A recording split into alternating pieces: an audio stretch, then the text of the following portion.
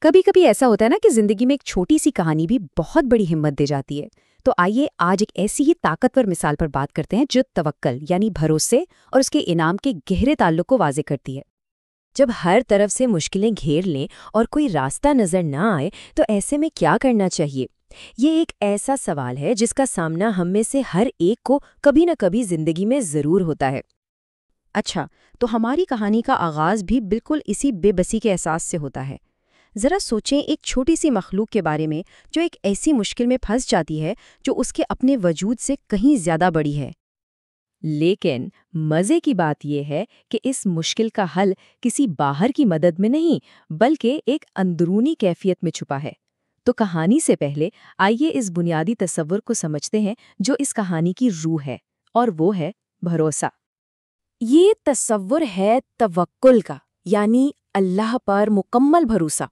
یہ صرف ایک امید نہیں ہے بلکہ یہ ایک ایسا پختہ یقین ہے کہ جب سارے راستے بند نظر آئیں تب بھی ایک غیبی طاقت موجود ہے جو نہ صرف مدد کرے گی بلکہ بہترین راستہ بھی دکھائے گی۔ اسے اگر اور گہرائی میں سمجھیں تو بھروسہ دراصل یقین کی ہی ایک عملی شکل ہے۔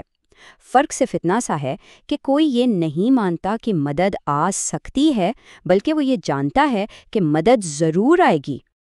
اور اس گہرے یقین کی سب سے خوبصورت مثال ہمیں ایک چھوٹی سی چیونٹی کی کہانی میں ملتی ہے۔ تو چلیں دیکھتے ہیں کہ اس نے اپنے توکل کا مظاہرہ آخر کیا کیسے۔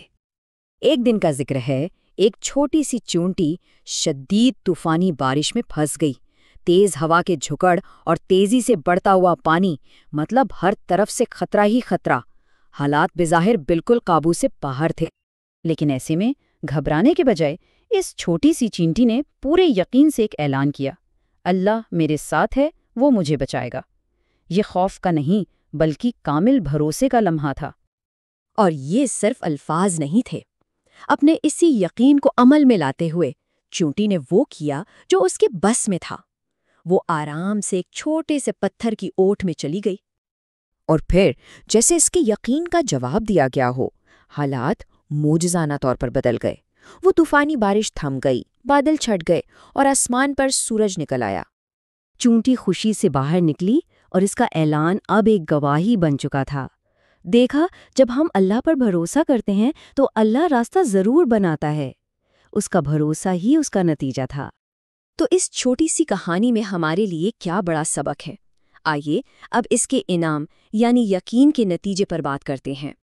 سبق بہت سادہ لیکن بہت گہرا ہے۔ جو اللہ پر بھروسہ کرتا ہے وہ اس کائنات میں کبھی بھی تنہا نہیں ہوتا۔ مدد ہمیشہ وہاں سے آتی ہے جہاں سے انسان سوچ بھی نہیں سکتا۔